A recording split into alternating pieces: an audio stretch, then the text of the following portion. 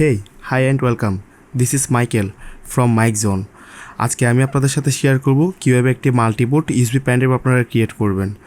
তো আমরা দেখা যায় যারা কম্পিউটার ইউজ করি আমাদের মাঝে মধ্যে অপারেটিং সিস্টেম সুইচ করতে হয়। তো আমাদের হার্ড ডিস্কগুলো দেখা যায় অনেক সময় বিভিন্ন ফরম্যাটে থাকে, কিছুটা জিপিটি ফরম্যাটে থাকে, আবার অনেক সময় দেখা যায় সেটা এমবিআর ফরম্যাটে আছে। তো আজকে আমি আপনাদের সাথে দেখাবো যদি আপনার বায়োস ইএফআই মোডে থাকে কিংবা লেগেসি মোডে থাকে আপনি একটি পেন ড্রাইভ দিয়েই দুটোর কাজ করতে পারবেন। তো আমরা দেরি না করে সরাসরি স্ক্রিনে চলে যাচ্ছি। আর আমাকে যারা ফার্স্ট দেখতেছেন তারা অবশ্যই চ্যানেলটি সাবস্ক্রাইব করবেন, আর যারা অলরেডি সাবস্ক্রাইব করছেন তাদেরকে অনেক অনেক থ্যাঙ্কস।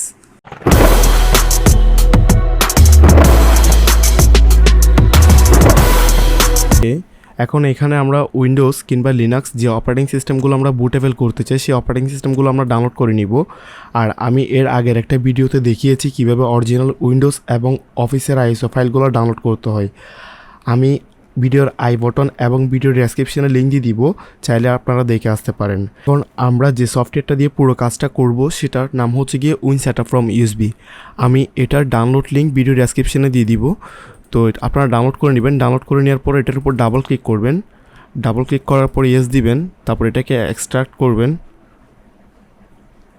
করার পরে গিয়ে আপনার এখানে একটা ফোল্ডার আসবে, ফোল্ডারটার উপর ডাবল ক্লিক করে এন্টার করবেন। করার পর এখানে দুইটা ফাইল পাবেন সফটওয়্যারের রান করার, একটাতে 64 লেখা আছে আর একটাতে 64 লেখা নেই। 64 যে লেখা যেটা আছে সেটা হচ্ছে 64 বিট অপারেটিং সিস্টেম যেটা আছে সেটাতে রান করানোর জন্য, আর যাদের অপারেটিং সিস্টেম 32 বিট তারা হচ্ছে গিয়ে উপরটা দিয়ে রান করবেন।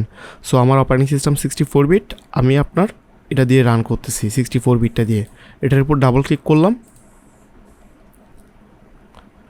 করার পরে এখানে প্যান ড্রাইভ খুঁজতেছে। আমি কিন্তু অলরেডি একটা প্যান ড্রাইভ এখানে লাগাই রাখছি।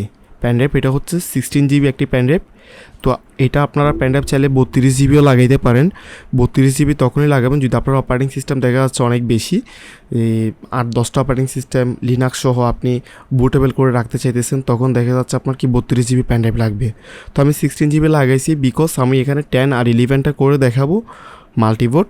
আপনারা চাইলে আরও অন্য অপারেটিং সিস্টেম এখানে অ্যাড করতে পারবেন। এখানে দেখা যাচ্ছে এক্সপিও আছে, 7, 8, 10, 11 সার্ভার, লিনাক্স, যেটা ইচ্ছা আপনারা সেটা অ্যাড করতে পারবেন। তো মাল্টিবোট অপশনের জন্য যে ফাংশনটা আমাদের এখানে অ্যাড করতে হবে সেটা হচ্ছে অটো ফরম্যাটে সিলেক্ট করবেন প্লাস ফ্যাট 32 এনটিপিএসে যদি আপনি দেন স্পিডের জন্য, তাহলে সেক্ষেত্রে দেখা যাবে এটা ইএফআইতে কাজ করতেছে না, তো ফ্যাট 32-এ রাখতে হবে। তো এখানে এখন উইন্ডোজ 7, 8, 10, 11 এখানে আমরা সিলেক্ট করব। আর যদি লিনাক্স ইউজ করি আমরা তাহলে লিনাক্সে সিলেক্ট করব। তো আমি 7, 8, 10 এটাতে সিলেক্ট করলাম কারণ আমি 10 আর 11টাকে বুটেবল করব। প্লাস এখানে অ্যাডভান্স অপশানে ক্লিক করতে হবে। অ্যাডভান্স অপশানে ক্লিক করে আপনি কাস্টম মেনু নেম এখানে সিলেক্ট করে রাখবেন। এখন আমার উইন্ডোজের ফাইলগুলো যে লোকেশনে আছে সে লোকেশনটা আমাকে লোকেট করে দিতে হবে। তো আমার আইসো ফাইলগুলো আমি ডাউনলোড করে রাখছি। এখানে আমি 10টাকে সিলেক্ট করলাম, ওপেন দিলাম। ওপেন দেওয়ার পরে গো দেওয়ার পরে ইয়েস, এটা ফরম্যাট খুঁজতেছে, আমি আবারও ইয়েস দিলাম।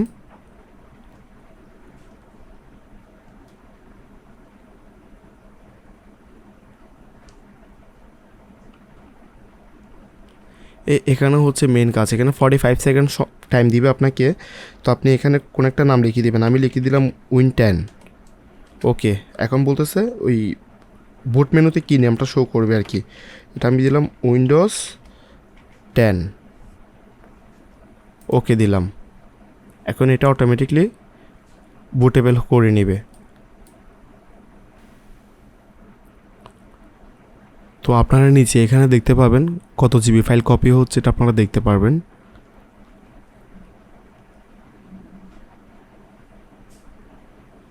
তো গাইস হয়ে গেলে এখানে একটি পপ আপ আসবে, সেটির নাম হচ্ছে কি জব ডান। তো আমি এখন 11টা সিলেক্ট করব। 11টা সিলেক্ট করার পর গিয়ে সেম 10-এর মতো সেম প্রসেস, কিন্তু এখানে অটো ফরম্যাটে আর সিলেক্ট করা যাবে না। অটো ফরম্যাটে সিলেক্ট করলে এটা আবার ফরম্যাট হয়ে যাবে। তো বুটেবল হওয়ার পরে আইএসও আপনি সেকেন্ড টাইম যদি কোনো আইএসও বুট করেন তাহলে সেক্ষেত্রে আপনি অটো ফরম্যাটে সিলেক্ট করবেন না। এখন গো দিলে এখন আমি এখানে দিলাম Win11 আর এখানে দিলাম Windows 11। ওকে,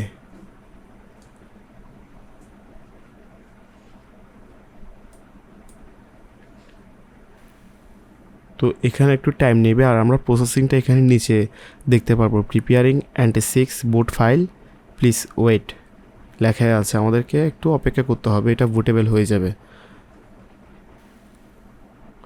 ফাইল কপি স্টার্ট হয়ে গেছে। আমি এটা ফাস্ট ফরওয়ার্ড করে দিচ্ছি কারণ এটা 7 থেকে 10 মিনিট পর্যন্ত টাইম লাগতে পারে। সো আমি এটাকে একটু ফাস্ট ফরওয়ার্ড করে দিচ্ছি ভিডিওটাকে।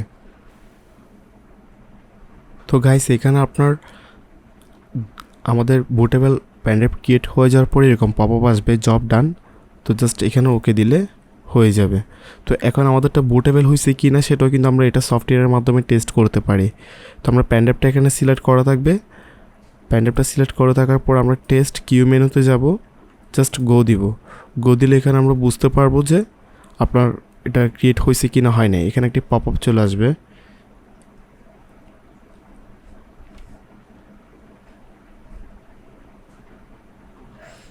এখানে আমাদের প্যানড্রাইভটা বুটেবল হয়েছে দেখাচ্ছে। আর এখানে এই মোডটা হচ্ছে গিয়ে লেগেসি মোডে দেখাচ্ছে এখানে সফটওয়্যার থেকে। তো আপনারা যখন এটা ইএফআই মোডে উইন্ডোজে ঢুকাবেন তখন কিন্তু এটা আপনার ওই প্যানড্রাইভটা ইএফআই দিয়ে প্যানড্রাইভের নামটা শো করবে। তো এখানে আমি দেখি আমার প্যানড্রাইভটা আসলে বুটেবল হয়েছে কি না। এখানে উইন্ডোজ 7 ক্লিক করা আছে, আমরা এন্টার দিলাম।